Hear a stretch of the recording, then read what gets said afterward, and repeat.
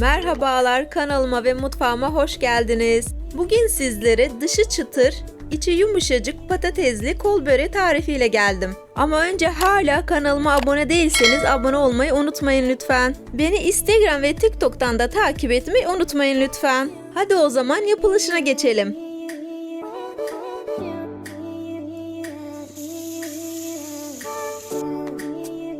Öncelikle patatesleri haşlamakla işe başlıyoruz. Haşladıktan sonra soğuttuğumuz patatesleri küp küp doğruyoruz.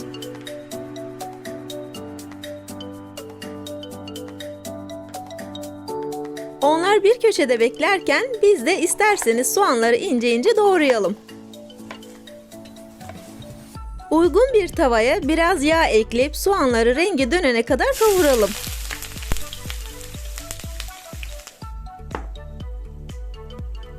Soğanlar kendi suyunu bırakınca üzerine biraz salça ve su ilave edip 10 dakika daha pişirelim.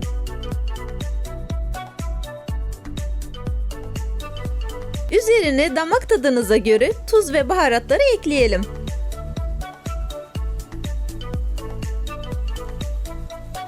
Karışım kaynamaya başlayınca haşlanmış patatesleri ilave edip iyice karıştırıyoruz.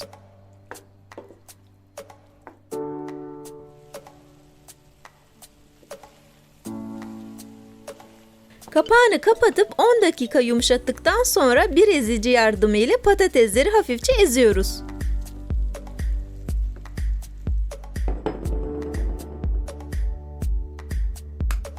Patatesler dinlenirken biz de ayrı bir kapta yufkanın üzerine sürmek için yumurta süt karışımını hazırlıyoruz.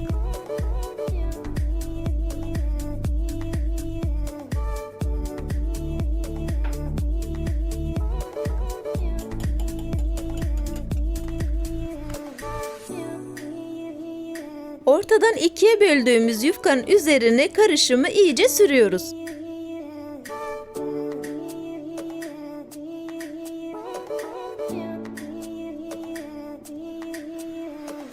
Soğuyan soslu patatesi çok sık olmayacak şekilde yufkanın üzerine serpiyoruz ve yufkayı yavaşça sarıyoruz.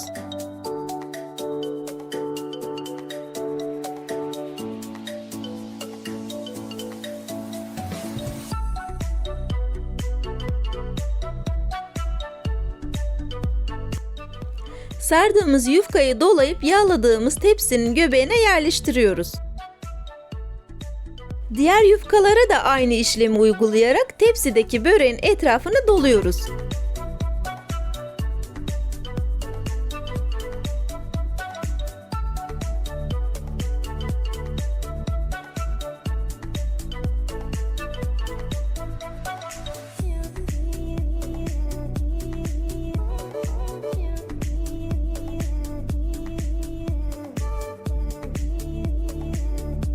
Tepsi tamamen dolduktan sonra süt ve yumurta karışımından üzerine iyice sürüyoruz.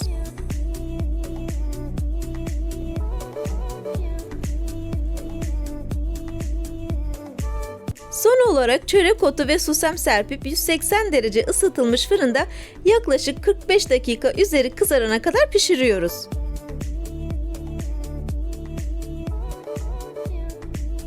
Böreğimiz hazır, mis gibi kokuyor. Deneyecek olanlara afiyet olsun.